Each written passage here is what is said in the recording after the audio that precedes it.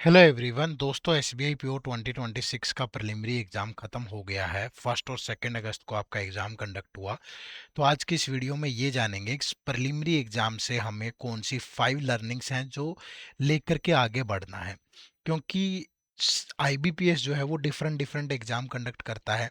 अगर हम ये लर्निंग से कुछ सीखेंगे तो वो हमारे IBPS PO, IBPS clerk, SBI clerk, RRB PO, RRB clerk और दूसरे अपकमिंग एग्जाम्स के लिए बड़ी बेनिफिशियल रहने वाली है। ठीक है, तो वीडियो को एंड तक जरूर देखिएगा।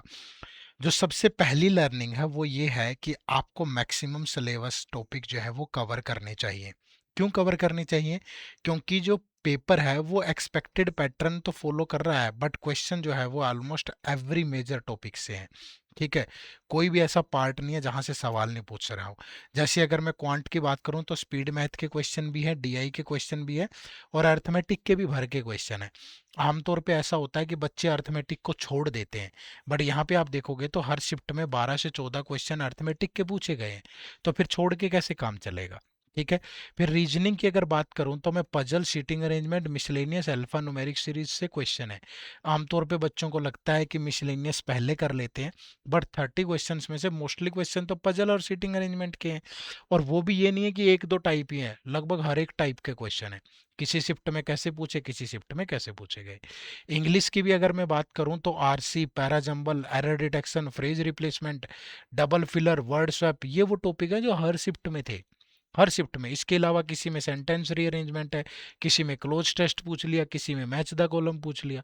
तो ये ध्यान रखिएगा कि आपके लिए लर्निंग ये है कि अवॉइड सेलेक्टिव प्रिपरेशन। आपको हर एक टॉपिक, इंपॉर्टेंट टॉपिक जो है वो कवर करना चाहिए, क्योंकि कट ऑफ भी अच्छी जाती है, फिर आप पीछे रह जाते हो। ठीक है भाई, चलो। दूसरा, speed is as important as accuracy. Speed बहुत इंपॉर्टेंट है। ओवरऑल पेपर लेंदी था हर एक शिफ्ट के अंदर अगर मैं देखूं। ठीक है, बहुत सारे क्वेश्चन ऐसे थे तो सोल्वेबल थे, बट टाइम ही नहीं है। अगर 5 सेट पूछेगा सीटिंग अरेंजमेंट और पजल के, तो भैया कैसे बनाओगे? 20 मिनट का टाइमिंग है आपके पास। और इसके अलावा 5 क्वेश्चन मिसलेनियस भी है फिर दूसरे, और उनमें से भी एक ऑर्डर एंड रैंकिंग पूछ लिया, किसी में ब्लड रिलेशन पे पजल पूछ ली, किसी में डायरेक्शन। तो ये बड़ा मुश्किल हो जाएगा। ठीक है, अगर डीआई में देखूं तो 3 सेट ऑफ डीआई है हर सेट के अंदर, हर शिफ्ट के अंदर। अगर आप इंग्लिश में जाओगे तो आरसी है, क्लोज टेस्ट है, पैराजंबल है, उनको संभालना बहुत मुश्किल हो जाएगा। ठीक है, तो रेगुलर टाइम प्रैक्टिस बहुत ज़रूरी है। तो अपनी स्पीड भी इम्प्रूव करो और एक्यूरेसी भी। ठीक है, दोनों बहुत ज़रूरी है भाई। Learning number 3, master puzzle, DI and reading comprehension.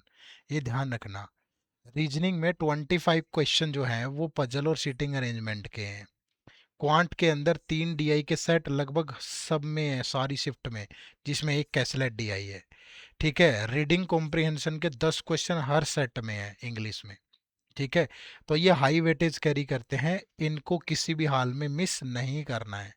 ठीक है, तो पजल्स, डीआई, रीडिंग कॉम्प्रिहेंशन। और पजल्स में हर तरह की पजल पूछी, बॉक्स वाली भी पूछी, मंथ का कॉम्बिनेशन भी पूछा, डे पे ईयर ईयर वाला भी पूछा, मंथ और डेट भी पूछा, फ्लोर फ्लैट भी पूछा, सब कुछ। और साथ में वेरिएबल दे दे के पूछी है भाई। ठीक है, तो ये ध्यान रखिएगा। नेक्स्ट है learn to select question smartly. ये बहुत ज़रूरी है। ठीक है, हर एक सेट के अंदर मिक्स क्वेश्चन थे। अगर मैं क्वांट की बात करूं तो क्वांट के अंदर आप देखोगे, अगर अर्थमेटिक के 12 क्वेश्चन है तो इसमें से 5-6 क्वेश्चन जो है वो इजी हैं। 5-6 क्वेश्चन जो है वो, इनमें से 3-4 मॉडरेट है तो 2-3 बहुत मुश्किल है। अगर वो आपको पिक ही नहीं करना आएगा तो कैसे काम चलेगा? अगर डीआई के 3 सेट है तो 3 सेट में से एक डीआई इजी है, एक डीआई मॉडरेट है, एक डीआई डिफिकल्ट है, लेंदी है। तो अगर आप उसमें से पिक कर नहीं पाए तो कैसे काम चलेगा? सीटिंग अरेंजमेंट और पजल में भी ऐसा ही है, एक दो दो तीन पजल आसान है, 2-3 मुश्किल है, कहीं 2 आसान है 3 मुश्किल है, किसी में 3 आसान है 2 मुश्किल है।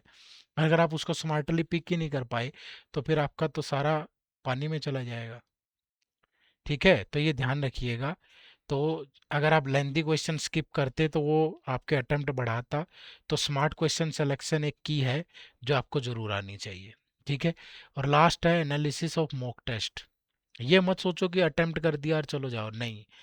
आपकी जो एग्ज़ाम स्ट्रेटेजी है उसको प्रॉपर तरीके से एग्जीक्यूट करने के लिए घर पे जो मॉक टेस्ट देते हो उनका प्रॉपर एनालिसिस वगैरह करना बहुत ज़रूरी है। आपको पता होना चाहिए कि कहाँ आप टाइम लूज कर रहे हो, ठीक है? आपको ये पता चले कि कौन से टॉपिक आपके वीक हैं, कहाँ बार बार आप मिस्टेक कर रहे हो, ठीक है? तो अटेम्प्ट ऑर्डर अगर आपको बढ़ाना है तो आपको अपनी गलतियों को इम्प्रूव करना पड़ेगा, ठीक है? तो fine tune your time management before the actual exam. तो quality mock analysis is more important than the number of mock attempted. आप 20 मॉक टेस्ट क्यों दे रहे हो, आप 10 दो। बस 10 मॉक टेस्ट को प्रॉपर स्ट्रेटेजी बना के दो, उनको उनसे जो भी लर्निंग है वो सीखो। वो गलतियां बार बार रिपीट नहीं होनी चाहिए, प्रॉपर एक ट्रैकर रखो, ठीक है? कि एक मॉक टेस्ट दिया मैंने, इसमें ये गलतियां करी, उनका क्या सॉल्यूशन है, फिर सेकंड पे जाओ, फिर थर्ड पे जाओ, ऐसे करके करना है आपने, ठीक है? चलो, तो ये 5 लर्निंग्स हैं। और अगर आप अच्छे से तैयारी करना चाहते हैं आगे वाले एग्जाम्स की, चाहे वो आईबीपीएस आएगा या आरआरबी प्योर कलर का या एसबीआई का कलर का आएगा, तो ये हमारा बैंकिंग एग्जाम का महापैक कोर्स है, ठीक है? बहुत शानदार है, बहुत वेल और स्ट्रक्चर्ड वे में हमने इसको डिजाइन किया है। क्लासेस मिलेंगी क्वांट रीजनिंग और इंग्लिश की, जीरो से हीरो लेवल वाली, ठीक है? बिल्कुल जीरो से हीरो लेवल वाली।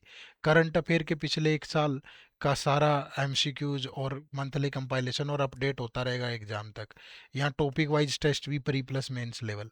डिस्क्रिप्टिव इंग्लिश में IBPS SBI board folder material भी और पैटर्न पूरा का पूरा। कंप्यूटर की classes topic wise test, mini mock test P और क्लर्क लेवल के, फुल लेंथ टेस्ट प्रीलिम्स और मेंस लेवल के, प्रीवियस ईयर पेपर प्रीलिम्स और मेंस लेवल के, इंटरव्यू गाइडेंस, मेंटर सपोर्ट। क्या नहीं है जो यहाँ ना हो? Everything is there. बस एक चीज़ की कमी रहेगी, आपकी मेहनत की। अगर आपने वो की तो निश्चित रूप से आप सिलेक्शन पाओगे। कोर्स में इनरोल करने के लिए इसी वीडियो के डिस्क्रिप्शन में लिंक है, या फिर आप सिंपली गूगल पे जाके edutap.in टाइप करें, ये हमारी वेबसाइट ओपन होगी। यहाँ कोर्सेज में जाओगे, कोर्सेज में जाके बैंकिंग कोर्सेज, और यहाँ बैंकिंग कोर्सेज में आपको ये हमारा बैंकिंग एग्जाम का महापैक मिलेगा। और हूबहू ये सेम कोर्स हम 2 दिन के लिए डेमो भी दे रहे हैं आपको, एक मात्र 1 रुपए में।